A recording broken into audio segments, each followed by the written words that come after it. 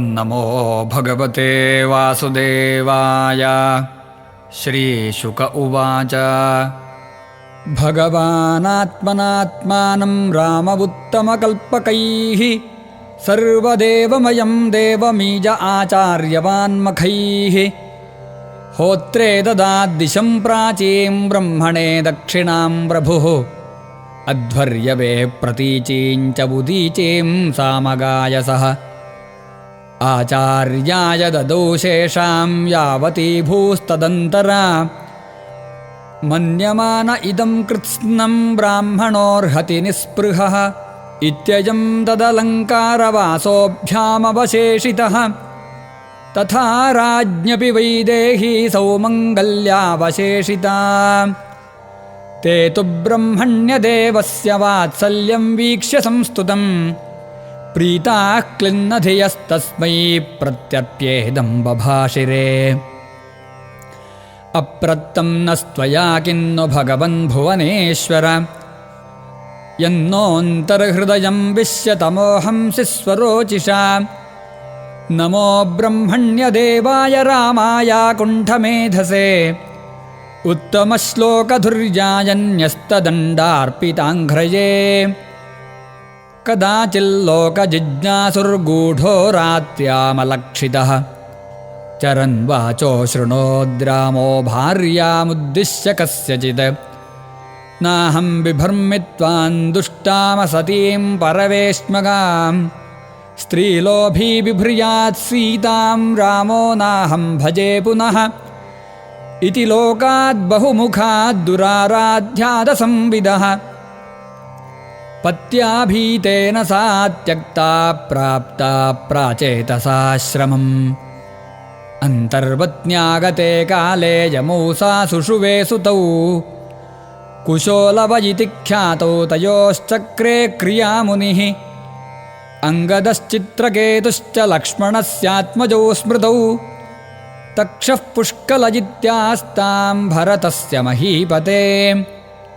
सुबाहुश्रुतसेनश्च शत्रुघ्नस्य बभूवतुः गन्धर्वान् कोटिशो जघ्ने भरतो विजये दिशा तदीयं धनमानीय सर्वं राज्ञे न्यवेदयत् शत्रुघ्नश्च मधोः पुत्रं लवणं नाम राक्षसं हत्वा मधुवने चक्रे मथुरां नाम वैपुरीं मुनौ निक्षिप्य तनयौ सीता भर्त्रा विवासिता ध्यायन्ती रामचरणौ विवरं प्रविवेशः तच्छ्रुत्वा भगवान् रामो रुन्धन्नपि धिया शुचः स्मरंस्तस्या गुणांस्तांस्तान्नाशक्नोद्रोद्धुमीश्वरः स्त्रीपुंप्रसङ्गये तादृक्सर्वत्र त्रासमावहः अपीश्वराणां किमुदग्राम्यस्य गृहचेतसः तत ऊर्ध्वं ब्रह्मचर्यं धारयन्नजुहोत्प्रभुः त्रयोदशाब्दसाहस्रमग्निहोत्रमखण्डितं स्मरतां हृदि विन्यस्य विद्धं दण्डककण्टकैः स्वपादपल्लवं राम आत्मज्योतिरगात्ततः नेदं यशो रघुपतेः सुरयाज्ञयात्तलीलातनोरधिकसाम्यविमुक्तधाम्नः रक्षोबधो जलधिबन्धनमस्त्रपूगैः किं तस्य शत्रुहनने कपयः सहायाः यस्यामलं नृपसदस्सु यशोऽधुनापि गायन्त्यघघ्नमृषयो दिगिभेन्द्रभट्टं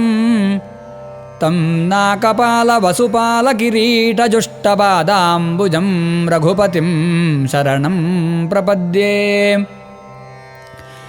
स यैस्पृष्टोऽभिदृष्टो वा संविष्टोऽनुगतोऽपि वा कोसलास्ते यजुस्थानं यत्र गच्छन्ति योगिनः पुरुषो रामचरितं श्रवणैरुपधारयन् आनृशंस्य परो राजन् कर्मबन्धैर्विमुच्यते राजोवाच कथं स भगवान् रामो भ्रातॄन् वा स्वयमात्मनः तस्मिन् वातेऽन्ववर्तन्त प्रजाः पौराश्च ईश्वरे। श्रीशुक उवाच अथादिशद्दिग्विजये भ्रातॄंस्त्रिभुवनेश्वरः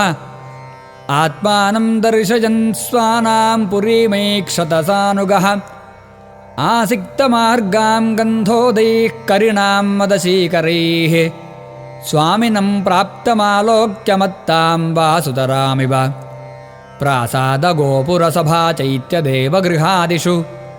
विन्यस्तहेमकलशे पताकाभिश्च मण्डितां पूगैः सवृन्तैरम्भाभिः पट्टिकाभिः सुवाससाम् आदर्शैरंशुकैस्रग्भिः कृतकौतुकतोरणाम् तमुपेयुस्तत्र तत्र पौरा अर्हणपाणयः आशिषो युयुजुर्देववाहीमां प्राक्त्वयोद्धृताम् ततः प्रजावीक्ष्य पतिं चिरागतं दिदृक्षयोत्सृष्टगृहास्त्रिजो नराः आरुह्य हर्म्याण्यरविन्दलोचनम् अतृप्तनेत्राः कुसुमैरवाकिरन् अथ प्रविष्टः स्वगृहं जुष्टं स्वैः पूर्वराजभिः अनन्ताखिलकोशाढ्यमनर्घ्योरुपरिच्छदम् विद्रुमोदुम्बरद्वारैर्वैदूर्यस्तम्भपङ्क्तिभिः स्थलैर्मारकतैः स्वच्छैर्भातस्फटिकभित्तिभिः चित्रस्रग्भिः पट्टिकाभिर्वासो मणिगणांशुकैः मुक्ताफलैश्चिदुल्लासैः कान्तकामोपपत्तिभिः धूपदीपैः सुरभिभिर्मण्डितं पुष्पमण्डनैः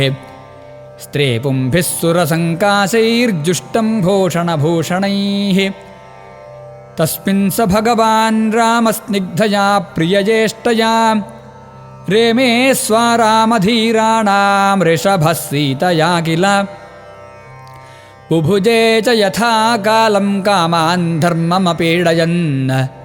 वर्षपूगान् बहून्द्रेणामभिध्याताङ्घ्रिपल्लवः इति श्रीमद्भागवते महापुराणे पारमहंस्यां संहितायां नवमस्कन्धे श्रीरामोपाख्याने 11 सर्वत्र गोविन्दनामसङ्कीर्तनं गोविन्द गोविन्द।